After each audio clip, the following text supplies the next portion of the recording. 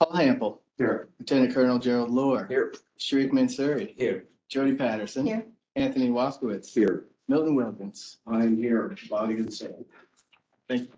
Again, can we have a motion to accept Brian's absence? He did call me and we talked about it. There was some critical meeting. Motion. Second. All in favor? Any opposed? Report you to Brian if you are opposed. Okay, that's fine. First order of business, approval of the minutes from the March 26th meeting.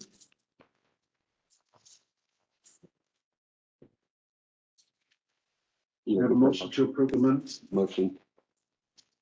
Moved by second by Paul. All those in favor? Aye. Okay, request for benefits, we have the employees request first. And retirement request, and then we'll go to the police retirement request, then we go to the death benefits. That's the normal order. 15 civilian requests. Becky, anything controversial we ought to know about the civilian retirement request? We have a motion to approve. Second. Paul, Woody. All those in favor? We have 7 police requests. May I have a motion to approve? Second. All those in favor? Okay, we have Billy and Jerry second. Okay, the request for death benefits, unfortunately, civilian request. I think you wanted to mention something. Yes, sir. As I mentioned this previously, when we have death benefits, sometimes there's more than one recipient and they have to be divided up. And equally, depending on however many people are chosen. In one of our cases, there were several children named and we were able to find 2 of them. And so they are receiving their best death benefit and are on the orders. However, since we haven't found the others as of yet, they are still with us. We took this site on Tuesday to make sure that they are accounted for. But we're still tracking them down and did not know how much payment on the other family members. So if you see it, you're like, well, where's the rest of the money? It'll get to them. Procedurally, do we have to have another vote on the other beneficiaries? All the at another payments. meeting? Yes, sir. Or And can it also, just be done and on us right now? each payment has to be approved by the board individually. So Okay. May I have a motion to approve those who are listed? So moved. Jody, all second, all in favor? Fine. Police requests.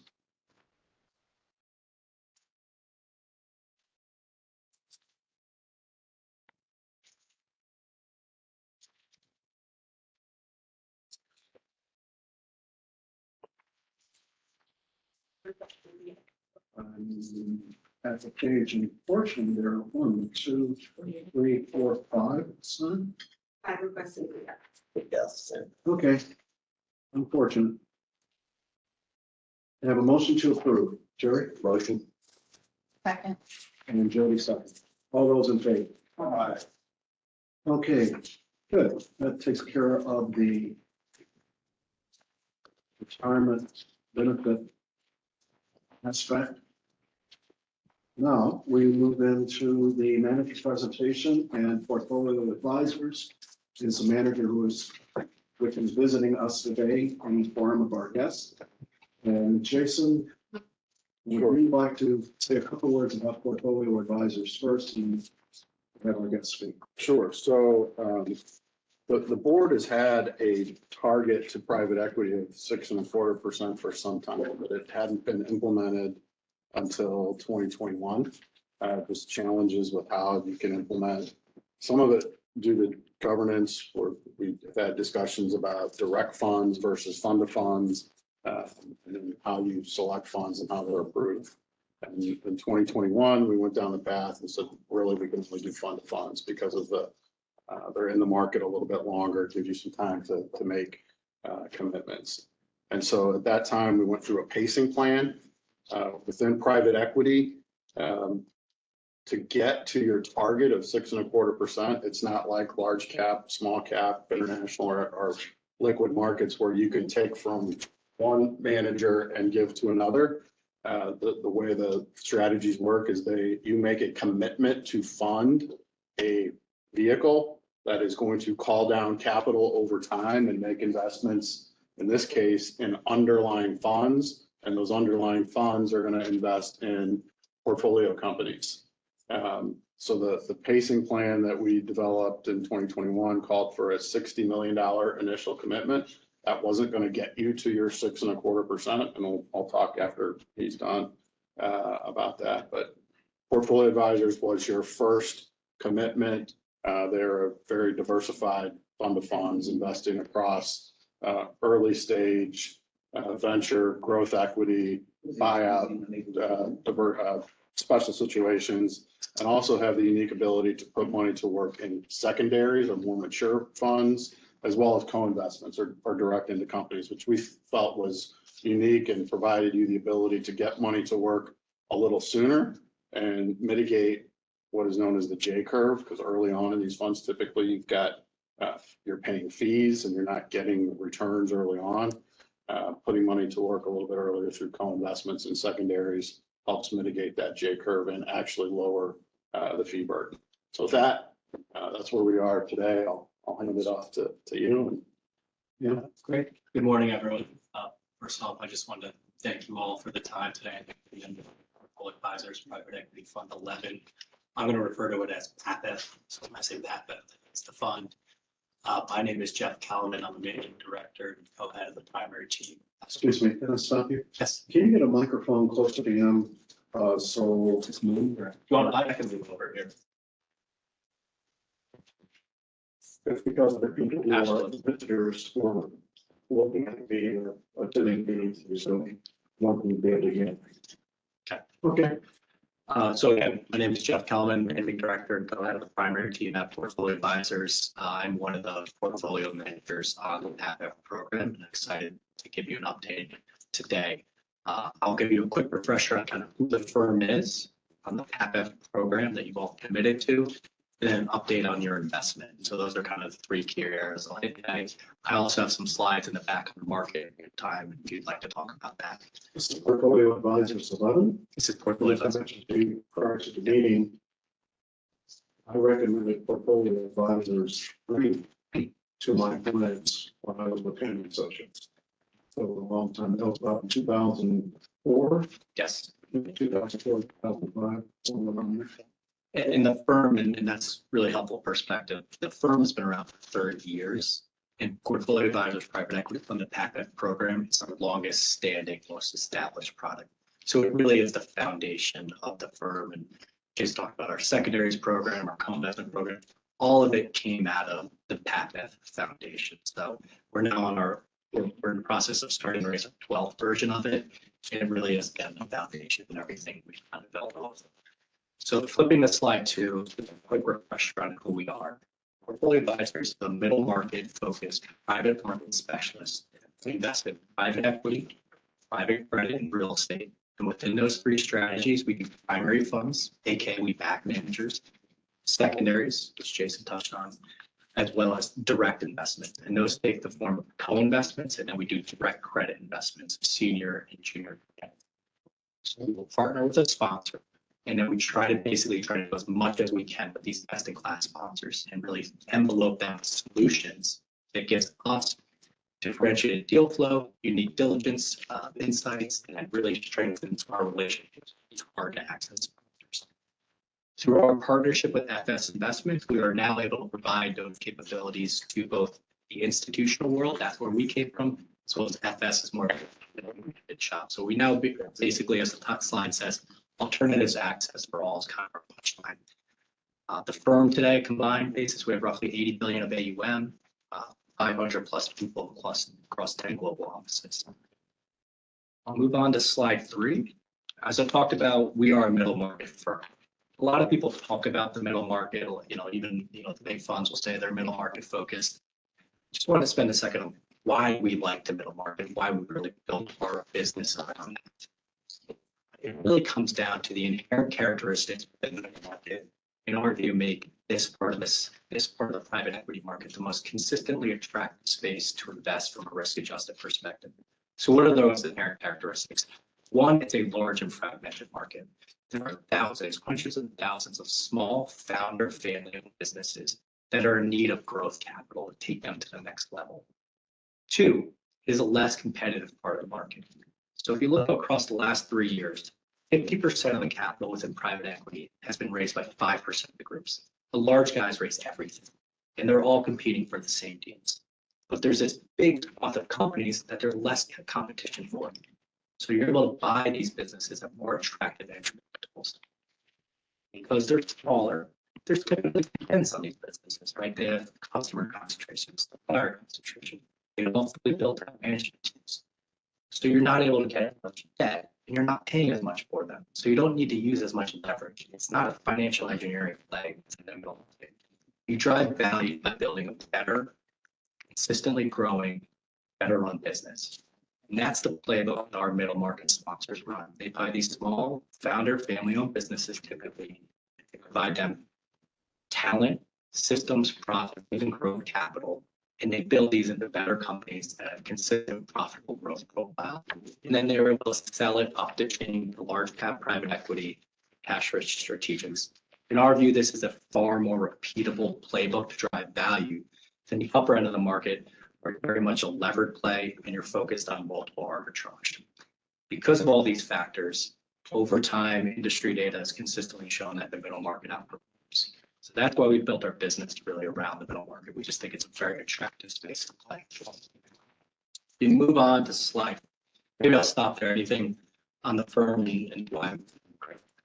Moving on to slide 5, just a quick overview of the PAPAC 11 program and some of the hallmarks as we think about kind of what are the key differentiators. Why do folks pick us? One, top right is our assets, right? This is a asset class where there's a higher dispersion of returns, especially within the middle market, especially within the venture capital ecosystem. Our 30-year history of doing this, we have a very strong roster of best-in-class GPs. So access is very key, and we have that roster. The second thing I'll point to is our menu structure. We've designed the PAPAC program to effectively act as a separate account within a fund structure. So what does that mean? If you look at the circle here, you're going to see 4 primary allocation options: global buyout, U.S. middle market buyout, venture capital, special situations, and then 2 opportunistic strategies, secondaries, and co-investments. Investors are able to tailor their exposure based on their needs, kind of where they're at in their life cycle. The important thing, though, is you get 1 subscription agreement, 1 K1, 1 capital account balance, aggregated reporting, aggregated capital activity notices from a capital distribution perspective. So it's highly user-friendly, and you can kind of tweak it to what you need. And that's been a real differentiator for us. The third thing is our dedicated platform, our integrated platform focused on these sponsors with dedicated primaries, secondaries, and co-investments. Does it make sense to do some education on what's a primary fund, secondary fund that we kind of already talked on now, what's a co-investment? I think we ought to touch on it very quickly. Okay, great. So a primary fund, the easiest way to think about it is blind pool investing. So we go to a sponsor, they typically have a track record, but we're not buying that track record. We're not investing in the things that they've done in the past. We're giving them a check to go out and build another portfolio of companies. So as you can see in kind of the bar chart, we write a check over a 5-year period. They'll typically go out and build the portfolio, buy the companies, and then they'll harvest that over a 5-year period. On the secondary side, what our team is doing is we're finding investors in underlying funds, for one reason or another, decide, you know what, I need to get out of this. We're over allocated. We need liquidity. We've had a change in CIO. We have a change in philosophy. So we're typically buying seeded portfolios, and we're able to kind of, because these are closed-end fund structures, you're often able to buy them at pretty healthy discounts. Because of the duration difference between those two, right? A primary fund list 10+ years, a secondary fund list much shorter in time. You're able to compound more on the primary side, so you generate a higher multiple on invested capital. The secondary strategies are very important for that J-curve mitigation, as Jason talked about. Those provide a higher velocity of capital, quicker return of capital, and they really enhance diversification. But the returns are going to be a little more banded there. It's really more of a portfolio management tool.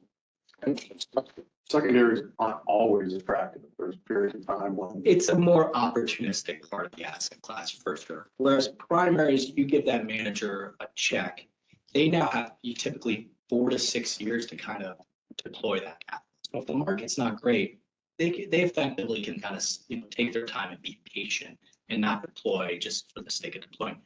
Secondaries, you're a little more tied to where we're at from a market perspective because our discount's good, our discount's not good, right? Are people over allocated and forced to sell? Is there a lot of supply in the market and not Quite a little time for secondaries. right now? Was in the first, well, maybe right now, and I'm thinking back in history, was in the first quarter of 2009, Yes. the financial crisis.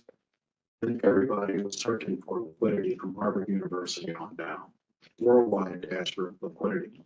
So you had a lot of investors who already invested in a primary fund, set up cash, maybe other obligations. So I'll sell my interest in my primary fund.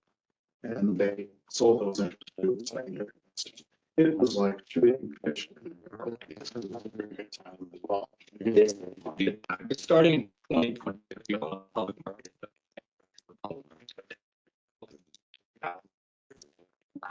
For the private market valuations. So a lot of investors are in what I call the denominator effect. You guys want to get to 6%, maybe not or became forced sellers. They needed to liquidate some position back. So because of that, you have a lot of supply come to the market, and we were able to buy a lot of positions, a lot of high quality positions where we know this prospers well. About 80% of what we buy on secondary side is funds that we invest in. 20%. The venture side, where there's been an even strong reset, we have some scenarios where we're buying 40 to 50%. Take a sponsor. They're going to raise $100 million.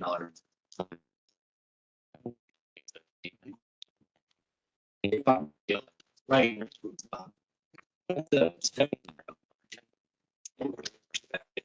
Their job as a portfolio manager. One.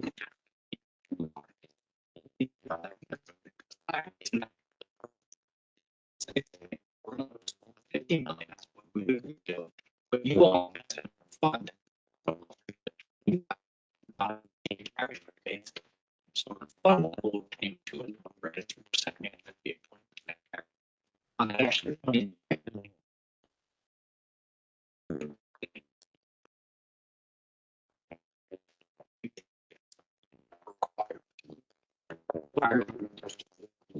we have a dedicated team. We've been doing this since 2008.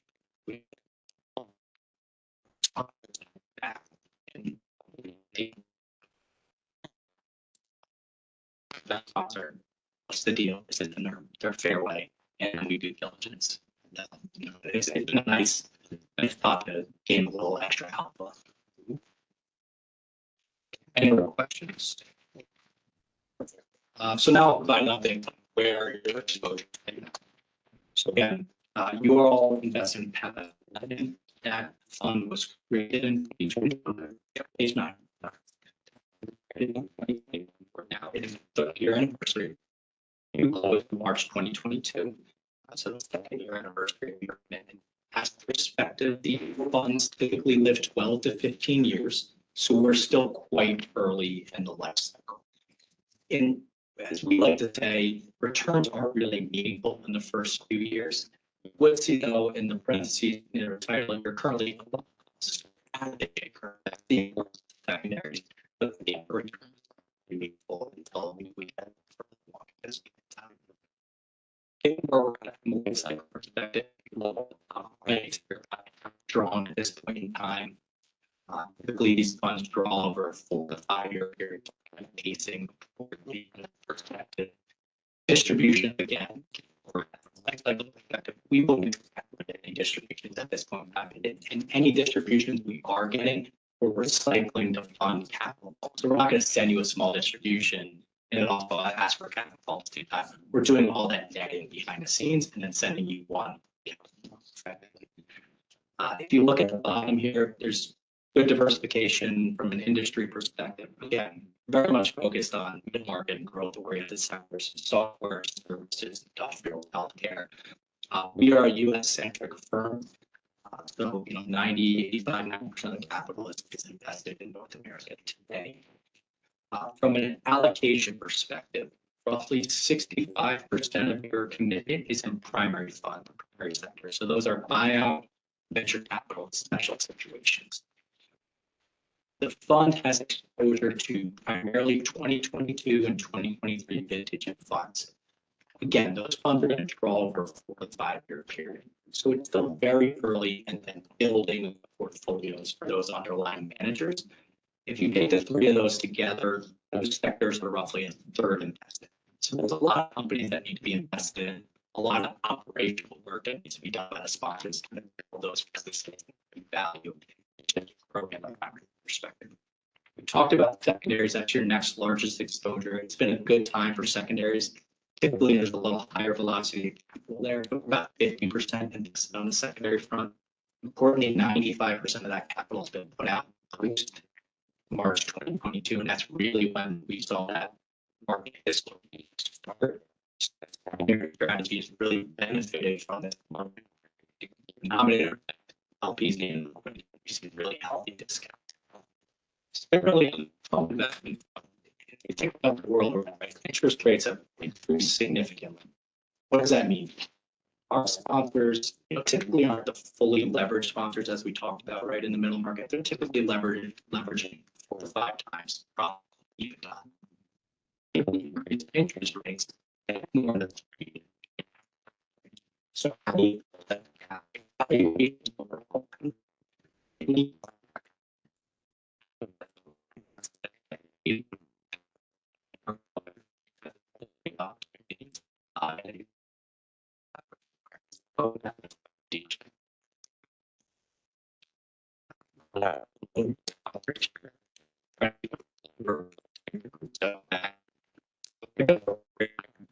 Red Iron is a lower market. We've been invested in their second fund. It just closed the fifth fund. We're one this investor.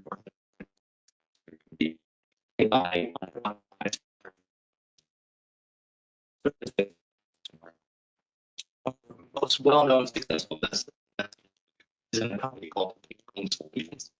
It's branding better card. It's called Leaf Filter. You've never heard of it. They're global market.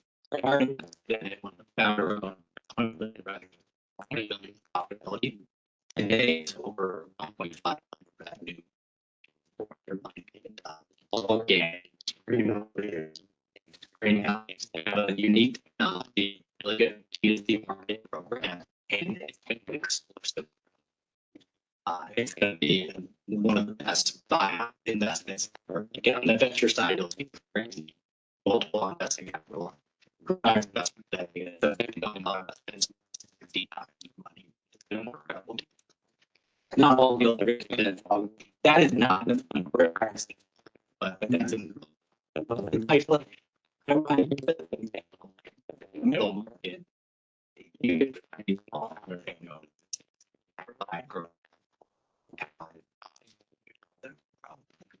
it's other companies, right? It's the HPA.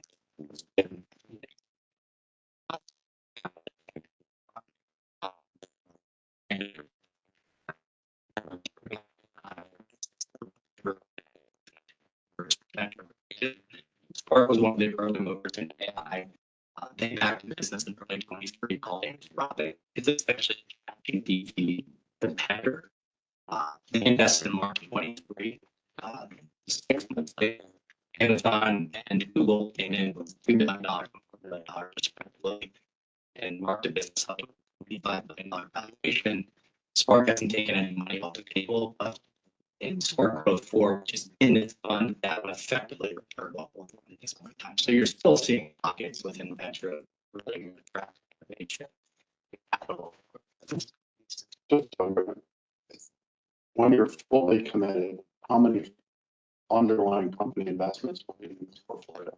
Underlying company investments will be thousands. It's well diversified. If you think about within the primaries, buyout and special education type will have 15-ish funds. Each of them. Despite slightly more budget.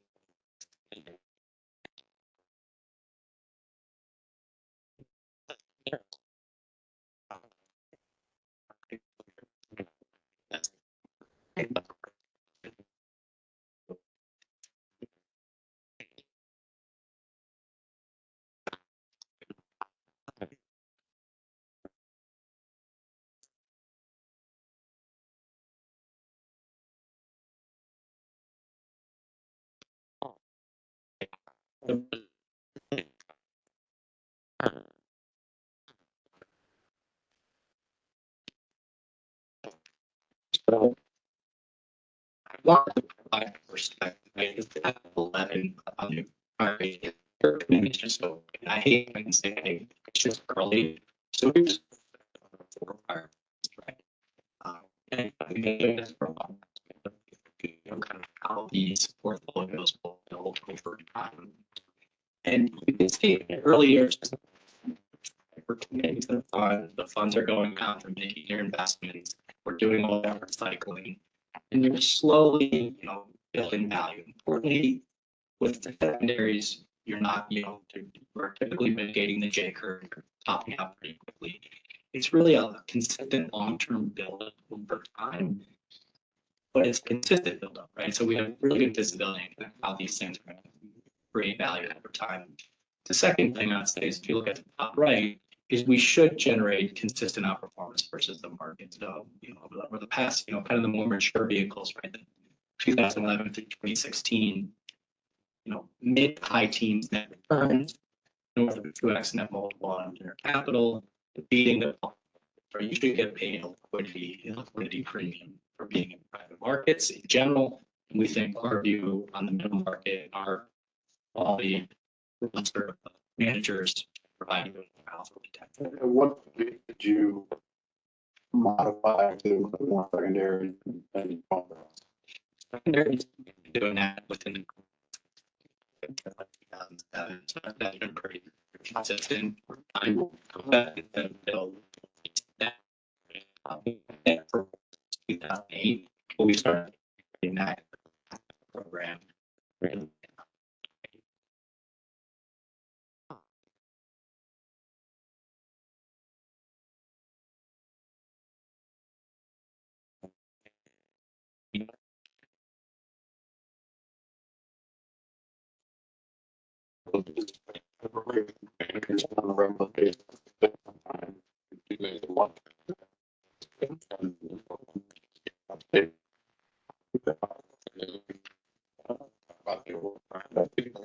Right, we're fully in this.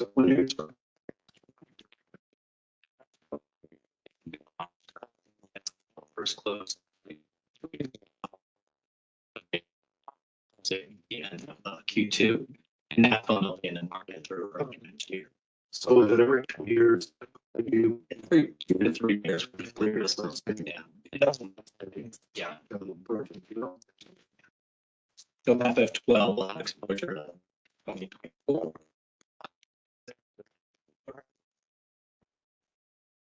Any other questions? That would work if there are a couple of conditions that you just maybe help us better understand that the activity that you're working the slide has to out. Yes. Would be that and maybe a little bit with that dry powder chart as well. Yeah, so if you look at like you bring like 2022, you can stop the sharp decline. And activity, that 22 number is a bit later, right? Most of that activity is in Q1. So effectively, this Q2 of 2022 through last year, activity has been low. I would say talking to our GPs, being with our co-investment credit teams, we're kind of fitting out transactions. The sentiment is better right now. It feels like people have got a little comfortable with the environment. Interest rates stabilized, credit markets seem a little more open from that perspective. So I think everyone's hoping at the back half of this year going to be a little more active, but we're also having so people a little slower. Well, I think in general, it should be a more active year, but right, you're right, the activity is coming down, exit activity is coming way down, right, the IPO. So that's really what drove that. Those activities down, managers, not employees, so that trying to stay high. Fundraising is much more challenging, right?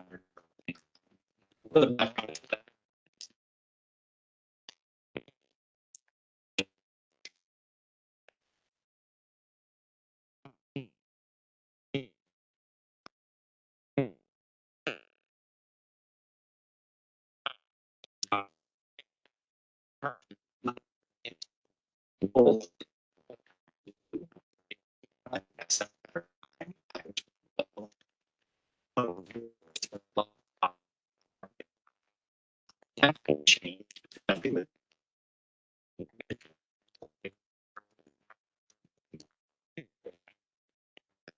Right.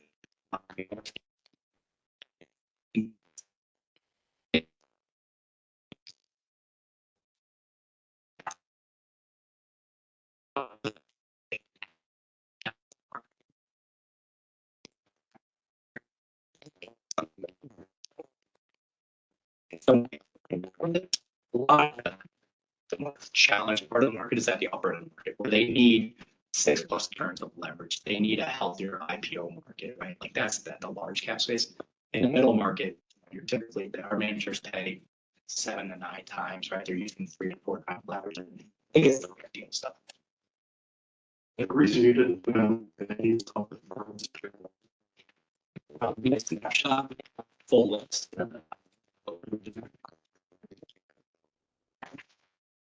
Jason, could you distribute that? Just to get an idea of. It's a different. Investment. Right, those three are.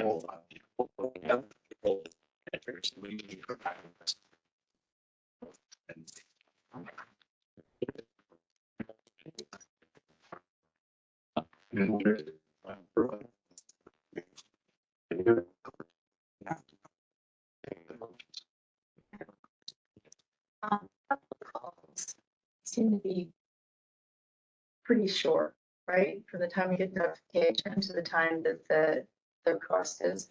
I mean, is that typical or has there just been something going on right now that's causing it? Because it seems like typically it's like a week and a half. Yes, we like to give people about 10 days to 2 weeks, but it's a standard. That's standard. Yeah. And what we do is we have a small capital call facility that we do on our side, because again, we have all these funds are called capitals. We're managing that activity with our line. And then when it gets to a certain point, it fills up. And we call it capitals. I just have concern because it comes into my email and if I'm hacked, that I'll be able to. Yes, that is no better issue. Yeah, We understand, we work with a lot of folks like you, we understand it. Sometimes they just take hold of The investment you make in the underlying managers. How long are their capital calls typically? They give us a similar time frame for off the fund and then how. Glad you said that, because that was one of the reasons we decided we had to go, if we're gonna do private equity at all. We had to do it through fund of funds, because we can't work that fast typically. We, to make a new investment in a direct fund right. for us at the county, it would take, what, about a month or month and a half to go through all the shares? Right. If we're trying to invest. Trying to do it, and the better funds won't stay open that long, they close the window. So that's one of the reasons we did it on the funds, so we could make one investment approved by the county, or it was already written. And after that, it's simply a matter of how quickly we can transfer the cash. We try to do basically one call a quarter to make it simpler on people. Sometimes we get into calls. Right now, I think that one. But again, several issues just. We work, we can. But our spots typically for a foundation, for example, or a university with community directs. County is just not better. this cannot be not structured as quickly as the market demands. Demand demands. That's all we're. Okay. Anything else? Thank you very much. Thank you guys. Thank you all for that. Really appreciate the partnership. I'll just touch on, well, I think it's the second item. Private equity portfolio review. I've done it, but I'll just touch on page 7. Which is a pacing plan. As I mentioned earlier, the primary mechanism of getting money allocated and figuring out how much per year is what we call this pacing plan. This is an updated pacing plan based on where we are today. Commitment for those portfolio advisors. It's making some assumptions based on the terms of their fund and where we are life of that fund, basically in the 3rd year, about contributions and distributions going forward. And then we it says corporate finance, we're assuming we're going to fund the funds. Basically modeling $30 million commitments every other year. 6.25% target rate. You'll see the blue line. 6.25%. However, this is dynamic, locking in anything, but yes, they recommendation that this year, because we're 3 years, and we will need to make another $30 million commitment. Our assuming nothing changes between now and the end of the year, our recommendation will be to a very diverse platform, more fees. You're not getting more diversification by picking other. You're just getting. Why something changes, we will be coming back with a recommendation for, I think it's out of 13. Later this year.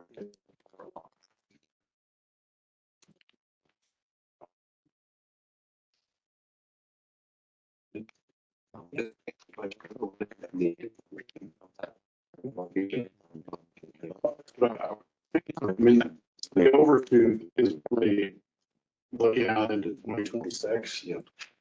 Assuming the portfolio levels can be. Yeah. Portfolio growth of about 3% a year because you've got money coming out constantly.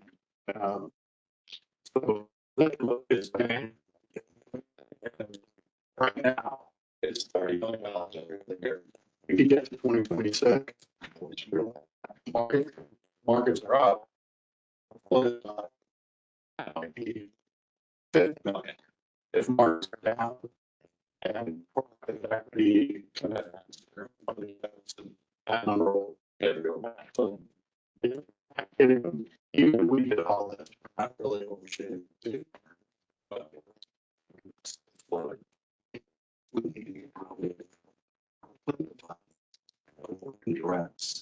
it's very uncommon for the GP to call 100% of that capital.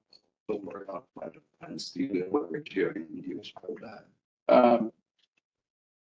We would expect them to call close to the full 60 million, but you'll never have 60 million invested. This $60 million commitment, it will most likely on a net asset value in the ground peak somewhere around 35 or 40 million. Because at some point in time, as he already said, the money's already coming back. It doesn't get recycled into the fund. But the difference in the pacing plan for fund of funds is it's a little slower deployment and a little slower money coming back. We're doing direct. It makes sense. Okay. And also that 22, that was $30 million also. Dixie, that was 60. The initial was 60 in 2021. So now they're looking at. And Yeah, there now. Yeah. that was pre-2022 where you had a big market sell-off. It's a portfolio values probably a little bit less than, right about the same as we were in 2021. All right, let's move on. Okay. Yeah. So just turning to the ASAP, this is the month, period ending March 31. We'll have the full quarterly report next meeting. If you just turn to page 5, pretty strong 1-year returns. Portfolio net fees up 12.2% relative to the strategic policy index, which is reflective of your actual asset allocation. By about 2 basis points. 3 years a little bit behind, 5 to 10 years ahead of that strategic policy benchmark. Just as a reminder, that broad policy benchmark is just equity and the ag. So dominated by large cap equity. And that doesn't really have the small cap, where we have more small cap domestically than non-US, and it doesn't have real estate or private equity. Your large cap portfolio overall has driven a significant amount of returns, up 32%, outperforming the large cap benchmark, up 29.8. Much of that being on the growth side, Jennison, as large cap growth has outperformed large cap value by a pretty significant amount on a 1-year basis by about 19%. Although Aristotle relative to the value benchmark has done good. One thing that I think is important, just from a market standpoint, I know you had these discussions. Really, the last decade, U.S. large cap stocks have outperformed everything else. The last 3 years, large cap, the S&P is up 8.3% annualized. The last 3 years, bonds are down 3.5%. ETFs basically flat or international. Emerging markets are down 6, small caps down 3. In the last 3 years, we've taken about $120 million out of your large cap portfolio. As the risk goes up because it's doing well, we're taking money away to de-risk the portfolio back to the strategic targets. This year alone, the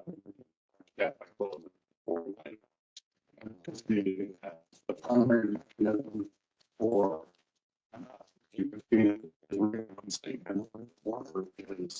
your investment policy, it is your capital needs.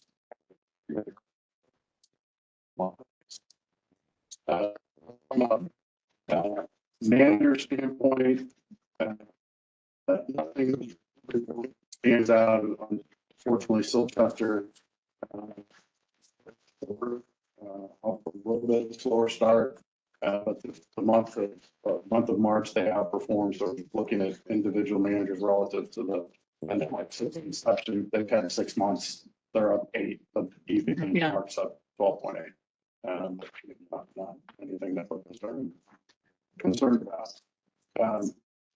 The other thing I'll mention, tied back to what Vicki said, oftentimes with you guys raise cash monthly for your cash needs. Most of our clients with private equity portfolios will raise a little bit more just because you don't know. With rates at 5%, maybe considering raising a quarter's worth of cash as opposed to a month and holding a little bit of cash would give you a little bit of buffer. I don't know if it was raising it in between board meetings or just not seeing it, right?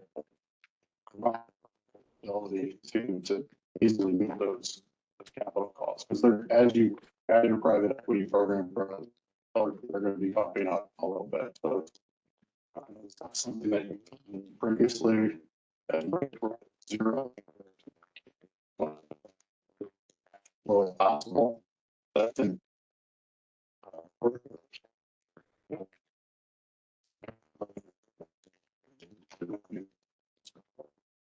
might help more than operation. All your policy to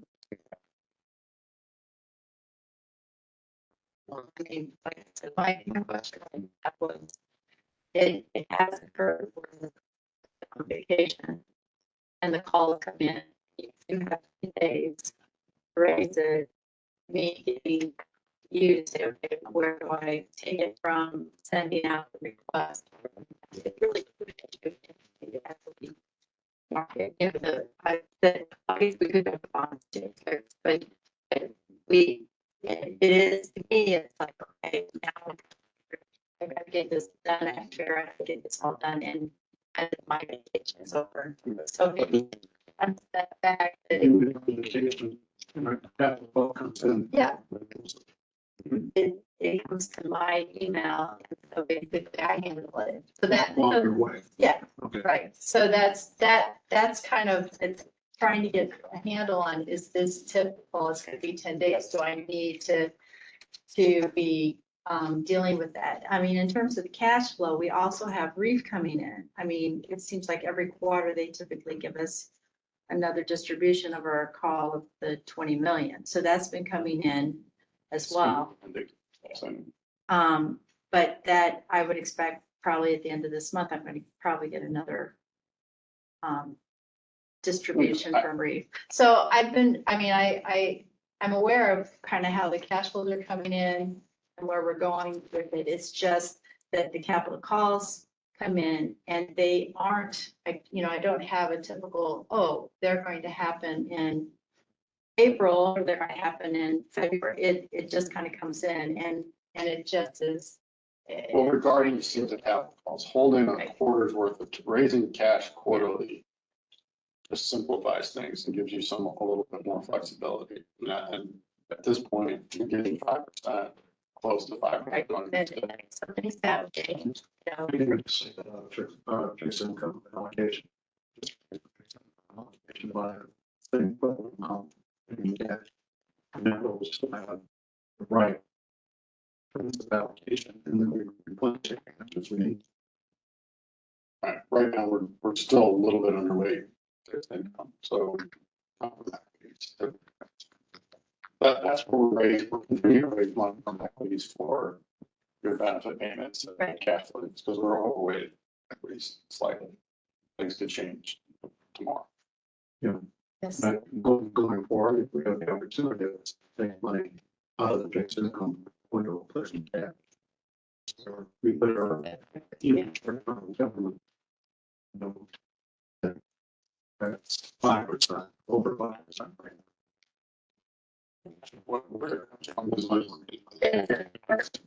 It's kind of, Rate a month just for this month, raise 3 months worth of cash needs, whatever's overweight. Or actually, I think it's been in practice. I would think it's, I mean, I can do that. I've just been managing it stuff that we can discuss, but you're right, the interest rates have changed for the short term. And point of we're in 2020, we're getting. So things have changed, right? I think that would be good. It would be fine, even within the cash, the asset allocation model, have more free cash that, yeah, yeah. Right, anything else?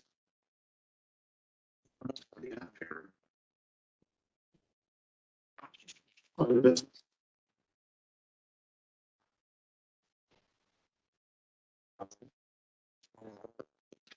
Future agenda item.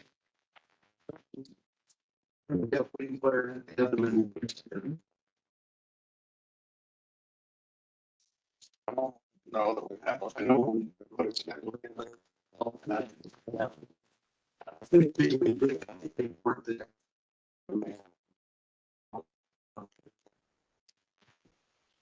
We've got to make your schedule for the end of the year. I don't think next month we have anything because we got 4 reports. Okay, fine. Correspondence.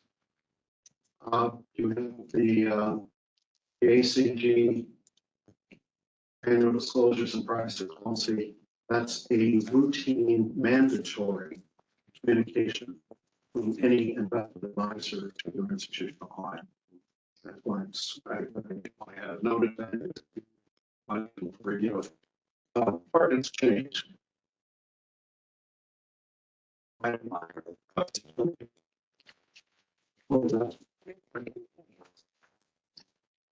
Oh, I see.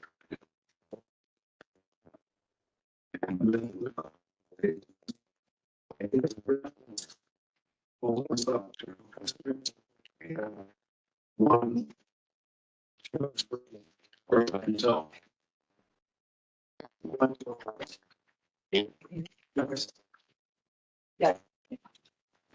name is Joyce Flora, and I am retired at St. Louis County.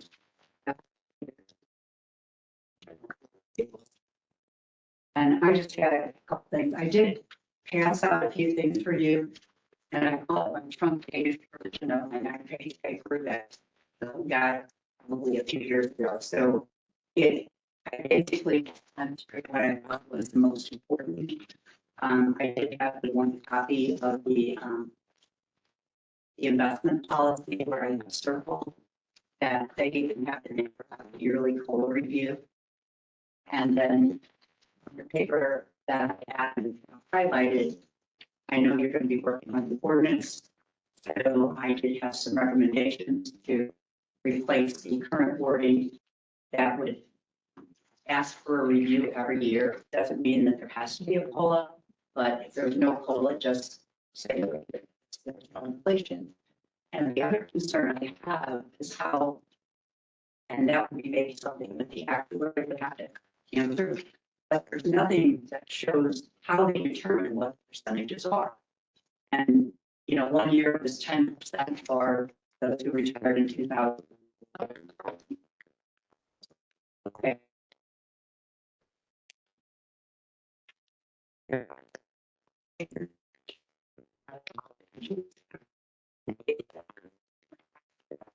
Like that. So.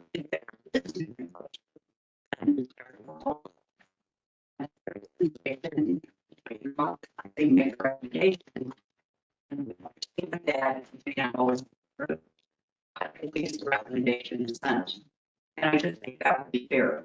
And I realize that I've been retired 7 years and I have yet to get a cost of living. But I think it would be fairer to all if it started with just that, whatever that percent of inflation is. Because it's just been, to me, I don't know, better with the namby-pamby, 10% this year, those people that retired in 2011. And I don't see anything on what they base it on. That's all. But if you would only consider that, I would truly appreciate it. Thank you. Any other comments? Marion?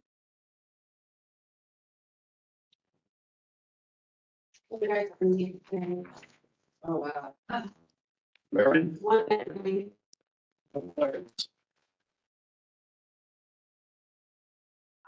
Yes, I had a question just about your timetable for when the board will discuss proposed changes in the ordinance.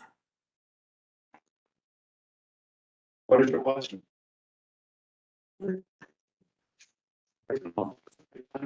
Whenever Maggie has everything kind of at a point where she wants to, she feels she can share it with the board.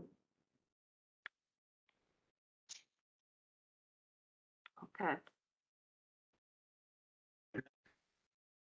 Anything else? No other questions? All right. Very efficient meeting. We're making it in 60 minutes. Anything else we ought to discuss for the good of the order? And now our next meeting is on Thursday. Real quick. Yeah, please. So I think to Marion's point, I don't mind, I mean, I don't know what kind of direction you need to change the ordinance. I assume you're gonna look for direct. But.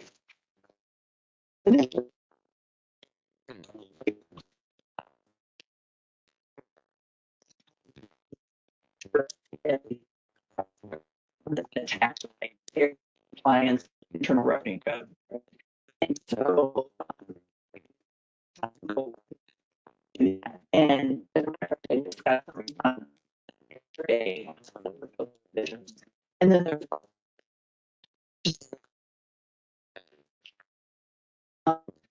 and and then the actuary, I asked him to look at some things in the ordinance about whether or not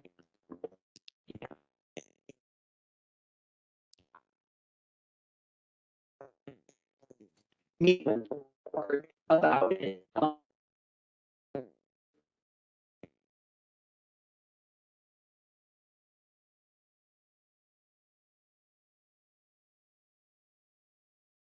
Okay.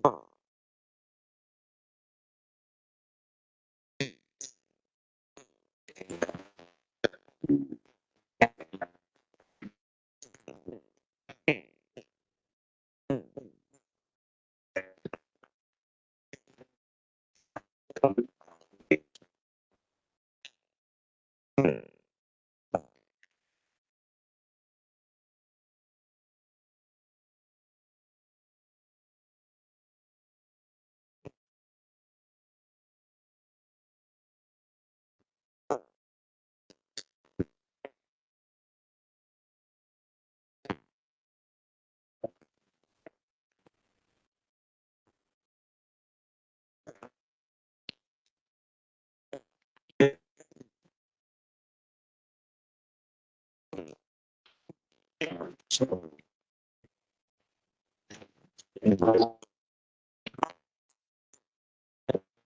we will assume that it's going to be done.